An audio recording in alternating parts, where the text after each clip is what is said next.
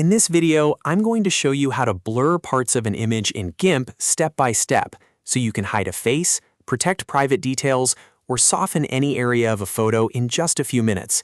This is a super useful editing trick, whether you're making content for social media, cleaning up screenshots, or just trying to keep certain parts of an image out of view.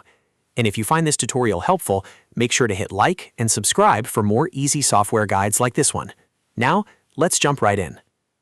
First, open GIMP and load the image you want to edit.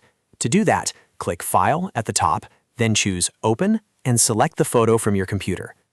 Once your image is open, take a moment to zoom in if needed so you can work more accurately.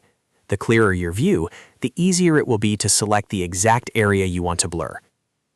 Next, you need to select the part of the image that you want to hide or soften.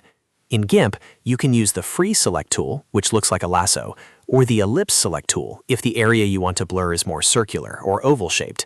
You'll find these tools in the toolbox on the left side of the screen. Pick the one that best fits your image in the object you're working with. Now click and drag around the object, face, background section, or any specific part of the image that you want to blur.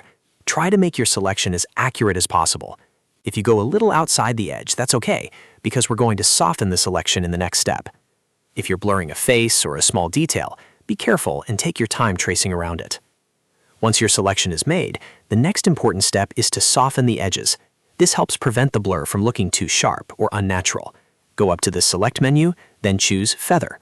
When the box appears, enter a value between 5 and 15 pixels. A lower value gives a tighter edge, while a higher value makes the transition smoother. This step is especially important if you want the blur to blend naturally into the rest of the image. After feathering the selection, it's time to apply the blur effect. Go to the Filters menu, hover over Blur, and then click Gaussian Blur. This is the tool that will actually hide the selected area by making it blurry. A settings window will appear with sliders for size X and size Y. These control how strong the blur effect will be. Increase the size X and size Y sliders until the area is blurred enough to cover what you want hidden. If it's just a small detail, you may only need a light blur. But if you want to completely obscure a face, a dress, or sensitive information, you may need to push the sliders higher. Keep adjusting until the area is no longer clear, then click OK to apply the effect. At this point, your selected area should now be blurred, while the rest of the image stays sharp.